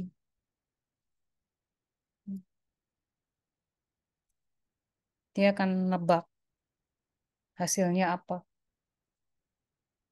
Maka pentingnya mendapatkan si alfa ini. Nah, tadi kan kalian udah tuh yang tadi tuh yang jelimet tadi bagaimana bisa mendapatkan si alfa atau ini kan. Oke, kita break 3 menit. Ada pertanyaan?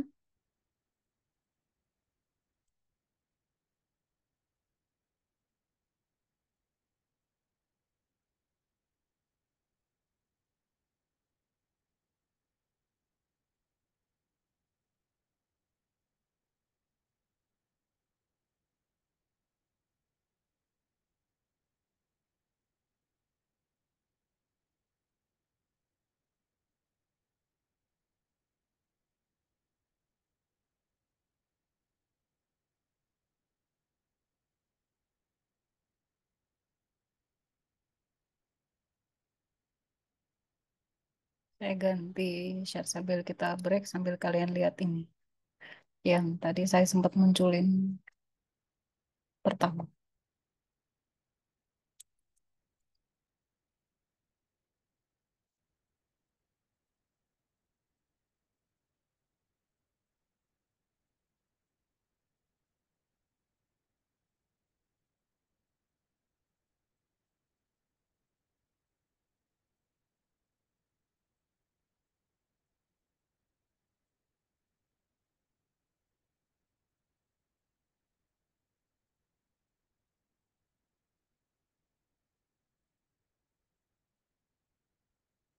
Nanti rekaman kuliahnya saya share di grup Telegramnya kalau kalian eh,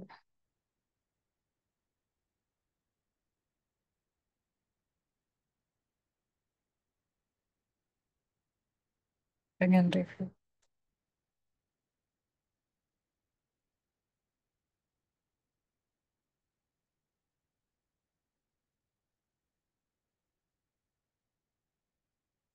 Kalian coba pahami yang di layar saya dulu ya. Sorry, ketutupan. Sebentar yang muncul di layar kalian apa? Yang gambar grafik, ada tabel sama grafik titik kuning, merah, biru itu kan? Iya, Bu. Boleh, coba pahami itu dulu ya. Ini saya kuliah sama Natali doang ya, yang lain ya. Oke lah, gak apa-apa. Thank you so much.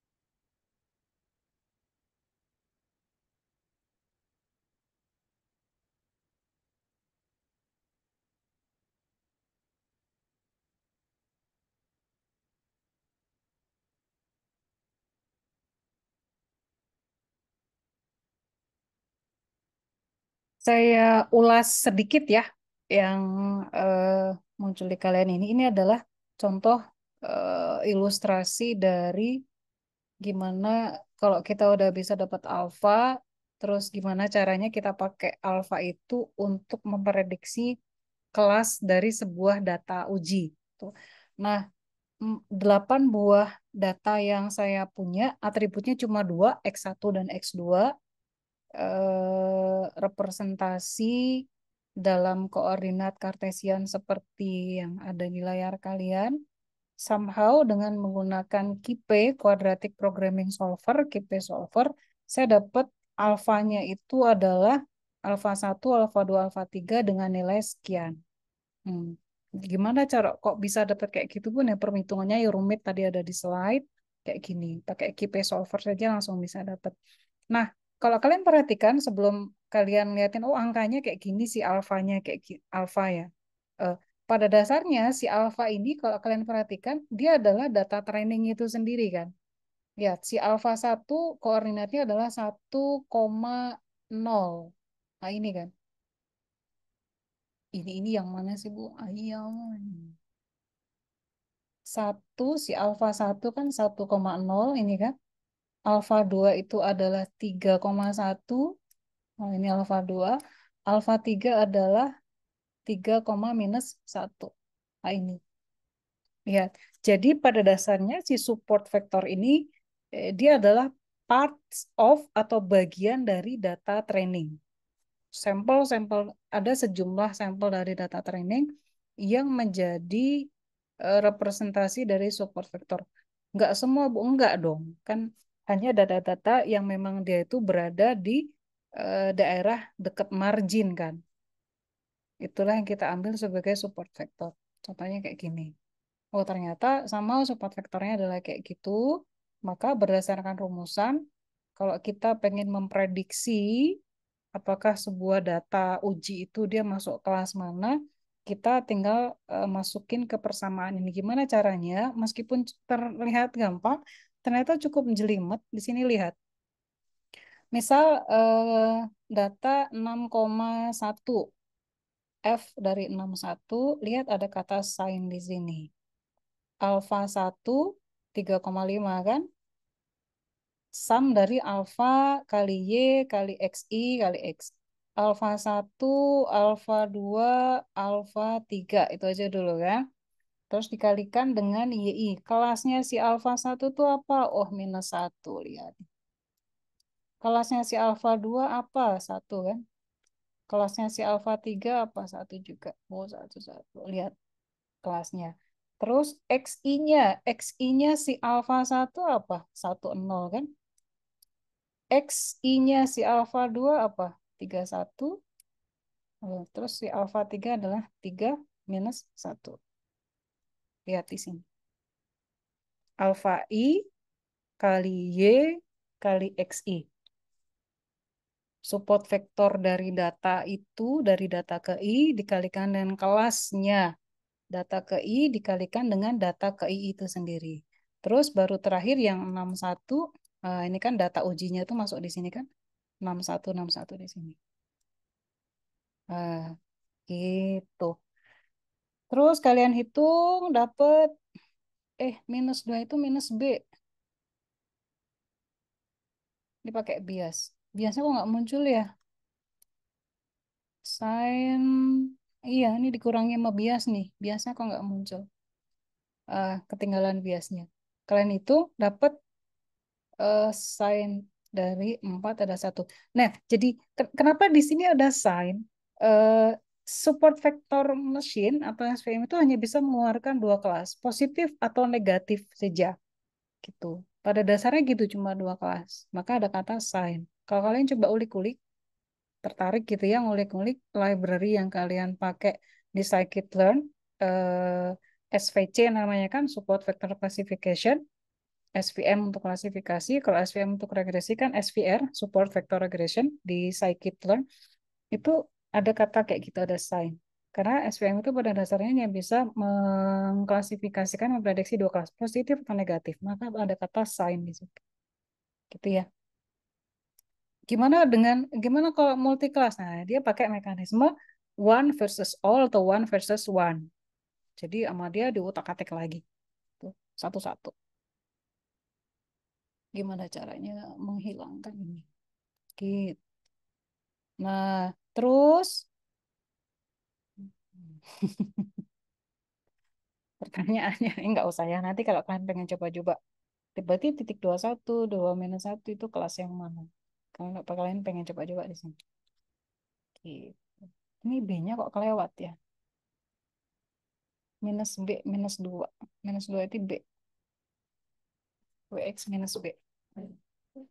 Gitu. Oke, itu ilustrasi gimana cara memprediksi kelas dari suatu data uji menggunakan SVM. Nggak ada di slide. Cuma ada di kelas saya doang. Nah ya, nggak usah panjang-panjang. Kalau kalian tertarik nanti bisa lihat rekamannya lagi. Saya mulai lagi, sedikit, sedikit lagi. Satu sesi lagi 20 menit, habis itu kita selesai kuliah.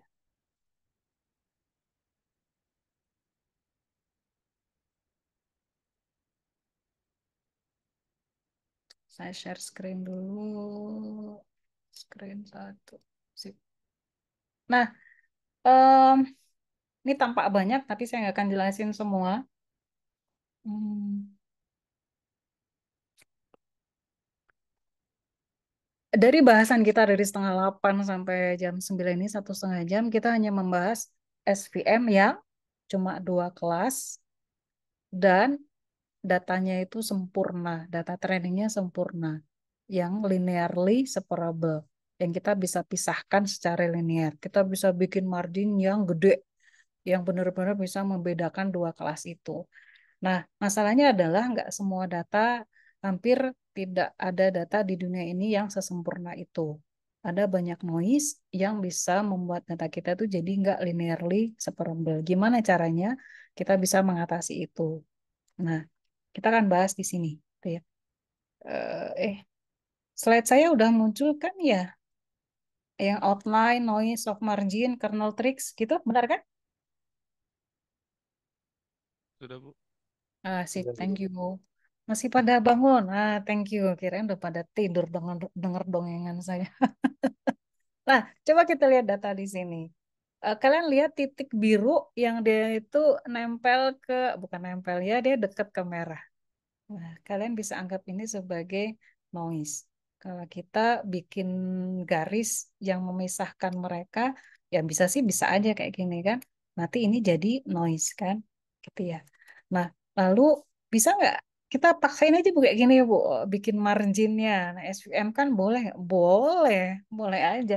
Tapi yang terjadi adalah kalau ada data merah yang di sini nanti merah gitu,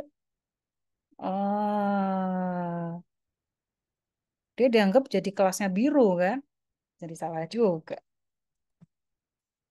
Terus kalau ada data biru di sini dianggap sebagai kelasnya merah karena terpisah sama hyperplane itu. Nggak boleh kan ya. Jadi hyperplane yang kayak gini, yang maksa kayak gini inilah yang biasanya mendorong terjadinya overfit. Pada saat training, kinerja trainingnya itu bagus banget, 90% gitu ya. Tapi pada saat dapat data uji, itu langsung drop. Nah, nggak boleh kayak gitu. Jadi kadang-kadang training yang terlalu sempurna, kita harus waspada juga dia overfit atau enggak. Gitu ya. Nah, ketika kalian paham teori atau konsep yang ada di balik dari SVM ini, kalian bisa tahu, oh dia kemungkinan overfit itu karena begini, begini, begini. Gitu ya. Nah, apa ini? Oh ya, ini noise. Oh ya. Eh, Bisa jadi, bayangkan ini data yang lain lagi. Kalau datanya kayak gini, terus kita bikin hyperplane-nya gini. Bagus hyperplane-nya ya. Terus kita korbankan si biru yang di sini ini sebagai salah. Biarinlah salah cuma satu ini, cuma dikit. Boleh nggak Bu kayak gitu ya? Boleh, boleh. Karena kita berharap jadi nggak overfit saat training. Inilah yang biasanya kita lakukan. Karena kita nggak tahu pada saat training itu overfitnya itu karena apa. Tapi kalau kita pakai SVM, kita bisa menduga, oh jangan-jangan si data training yang ada di dalam area margin ini terlalu banyak kan, gitu.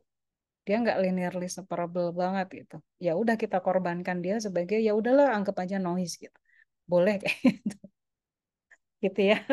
Kita korbankan mereka-mereka yang ada di tengah-tengah margin itu. Gitu. Nah, bagaimana kita menyikapi data-data yang seperti itu? Jadi kita anggap mereka adalah noise biasanya.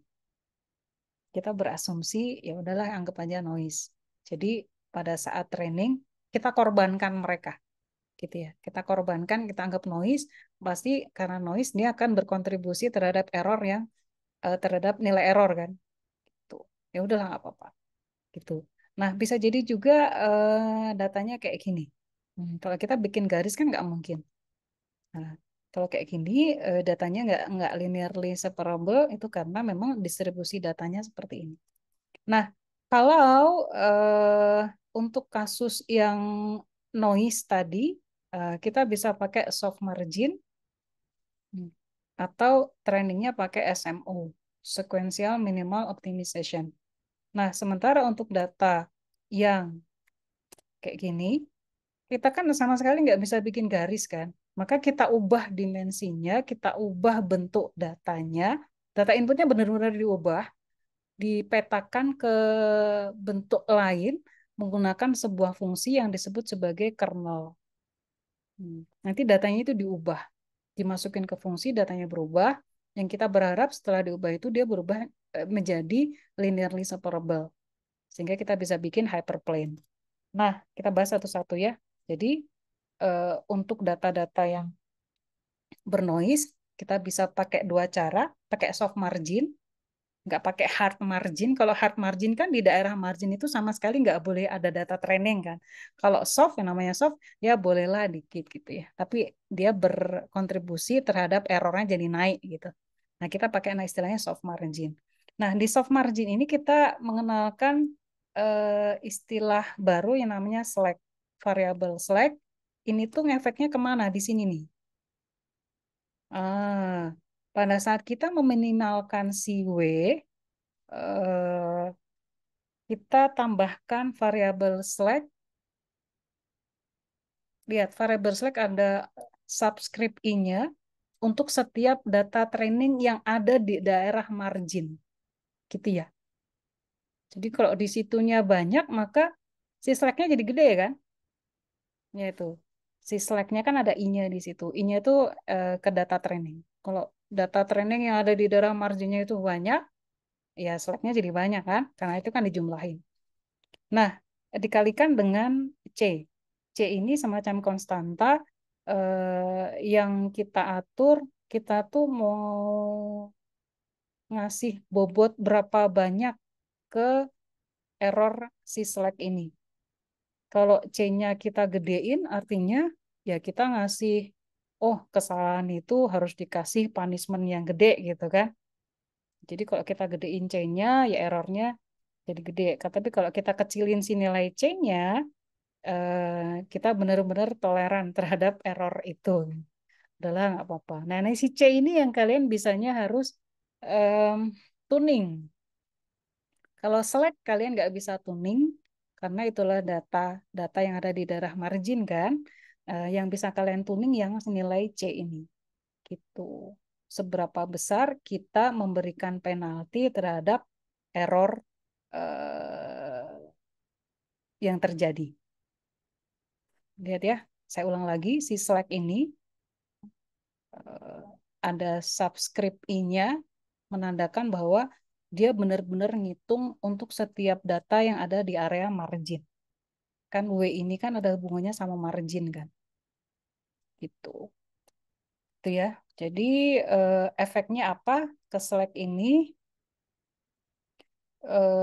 Si Slack nilainya antara 0 sampai 1 minus Y kali Fx.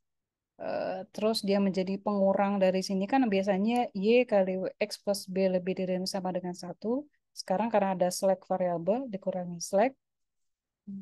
Terus Ya kadang-kadang ada juga pakai select kuadrat, nggak masalah sih. Di sininya dikuadratin nggak masalah.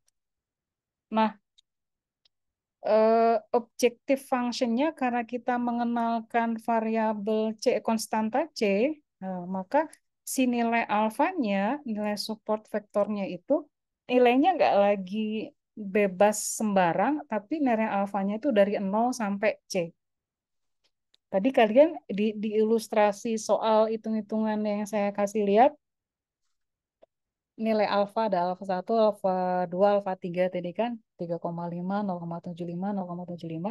Nah, dengan demikian karena dengan adanya di soft margin ini karena kita memperkenalkan slack atau error di mana itu dikalikan dengan suatu konstanta C, efeknya adalah si alfa nilai support vector itu nilainya dari 0 sampai paling besar si C itu sendiri.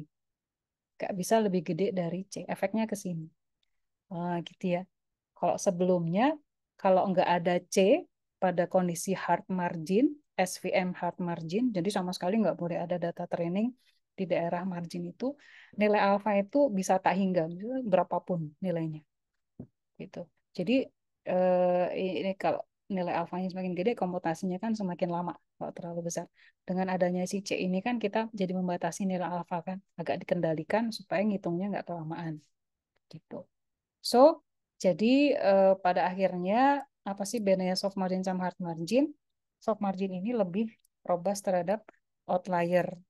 Nah, tapi hard margin hmm, kita nggak perlu tuning parameter si C, parameter C. Yang lebih mau dipakai yang mana, Bu? Ya soft margin lah, karena sangat sangat hampir atau sangat kecil kemungkinan kita menemukan data yang linearly separable as is gitu. Tapi nggak apa-apa, kalian cobain dulu pakai hard margin, terus nanti dicobain pakai soft margin, C-nya ditunding gitu ya. Nah, cara lain untuk mengatasi noise pada data yang mengakibatkan data menjadi eh, tidak linear separable, kita pakai SMO. Saya skip yang di sini. SMO ini mana yang penting ya, supaya kalian nggak.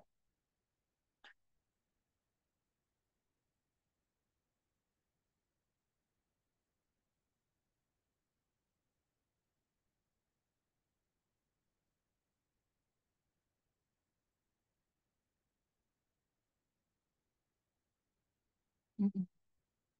Nah, ini nih yang penting.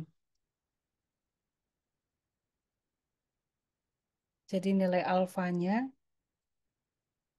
sekali jalan yang dicari dua. Kenapa tuh kayak gitu?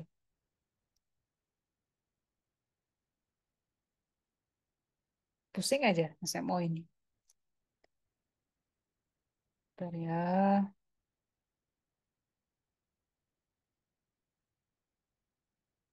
Kita skip aja SMO ya. Nanti kalau kalian punya kesulitan di situ baru kita diskusi lebih lanjut lagi. Saya mau ngomongin yang linear SVM. Ah, habis ini ke multi kelas SVM. Gimana caranya SVM dipakai untuk multi kelas data? Nah, eh, pada dasarnya ketika SVM itu kan untuk linear data, data linear, linearly separable. Ketika datanya non linear seperti ini, yang merahnya ada di sini di sini, maka kita kan nggak bisa bikin garis gitu ya untuk misahin. Maka eh, dikenalkanlah istilah kernel trick untuk mengubah datanya supaya tetap bisa dipisahkan secara linear, dipaksa gitu. Nah, rumusan kernel trick seperti ini. Fungsi biasa saja sebenarnya, benar-benar kita mapping data awal ke data baru pakai suatu fungsi tertentu. Nah, idenya adalah hmm, data input selalu bisa dipetakan ke ruang fitur dengan dimensi lebih tinggi, dengan harapannya di dimensi yang lebih tinggi itu data kita itu bisa lebih separable.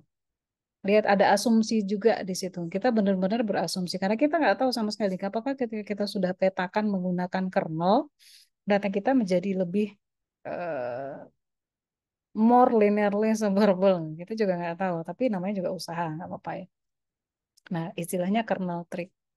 Jadi si datanya kita kalikan, kita petakan dengan menggunakan fungsi tertentu. Lihat, kernel trick, kita melakukan mapping data ke suatu ruang fitur yang lain. Terus nanti di data yang sudah berubah itu baru kita apply SVM pakai linear classifier. Jadi harapannya ketika sudah di-apply kernel tree, sudah berubah ke dimensi yang lain, di dimensi yang itu tuh data kita lebih linearly separable. Harapannya itu kayak gitu. Itu tujuan dari kernel tree. Nah, SVM linear tuh kan kayak gini. Terus kita apply with kernel tree kayak jadi kayak gini. Apply. Aslinya kan gini ya. Hmm. XI kali XJ kan tadi kalian sudah lihat. Nah, ini berubah. Itu doang. Pakai suatu fungsi kernel. Fungsi kernel itu nanti ada polinomial, RBF, macam-macam gitu ya. Jadi benar-benar ubah. Kalau di dalam kode kalian cuma tinggal ngubah-ngubah parameternya aja. So, ini nggak usah. Nggak usah. Mana? Oh ini, fungsi polinomial. Kernelnya ada Gaussian, ada sigmoid. Gaussian tak RBF. Ah, jadi yang mana Bu? Pilih kernelnya, kita nggak tahu. Gitu. Jadi benar-benar coba-coba. Paling basic ya gunakan linear dulu lah sebelum pakai kernel. Karena kita sebenarnya nggak tahu kan data kita tuh di kondisi yang semula udah linearly separable atau enggak. Kita nggak tahu. Kita cobain dulu, kita training dulu. Kalau udah bagus, diuji dengan data uji juga udah bagus ya udah gitu. Nggak usah diotak-atik lagi. Tapi mungkin nggak Bu, kalau diubah pakai kernel terus nanti akurasinya atau kinerjanya jadi naik ya mungkin saja. Nah itu baru dicobain. Gitu, gitu ya. Nah, terakhir, terakhir. Terakhir beneran. Multi-class SVM. SVM dari tadi kan selalu saya ngomong dia bisa mengklasifikasikan dua kelas ya, positif sama negatif. Memang begitu SVM. Jadi eh, gimana caranya SVM menangani untuk multi-class? Yang terjadi adalah dia selalu melakukan one against all berkali-kali.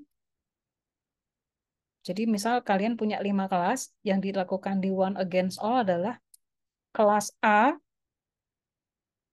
dan non kelas A, jadi B, C, D, E satu kelas, itu kan di training, kan, dapat kan model kelas A. Terus dia akan training lagi kelas B lawan non kelas B. Terus dia akan training lagi kelas C lawan non kelas C kayak gitu, one against all. Kalau one against one ya satu-satu, lebih banyak lagi. A versus B, A versus C, kelas A versus D, satu gitu. Nanti dia kumpulin modelnya, terus dia dapat hasil prediksi akhir. Gitu ya. Macam-macam ya. Ini dia. Ini yang one versus all di model SVM 1A versus non A. Itu kan B versus non B di model yang ketiga C versus non C. Nanti eh, hasilnya dia akan combine. Kayak gini. C dari 1 sampai C, lihatin di sini. Hmm.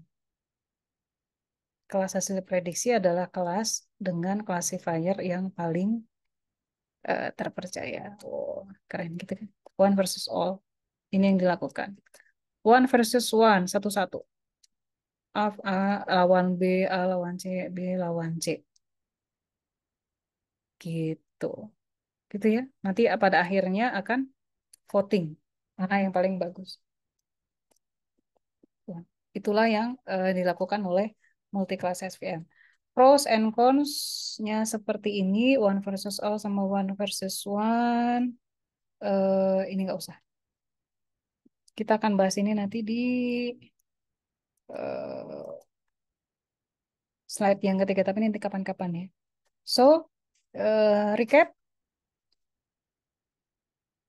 eh, Kalau kalian nanti untuk regresi bisa pakai SVR, support vector regression yang kita bahas tadi kan support vector classification gitu ya.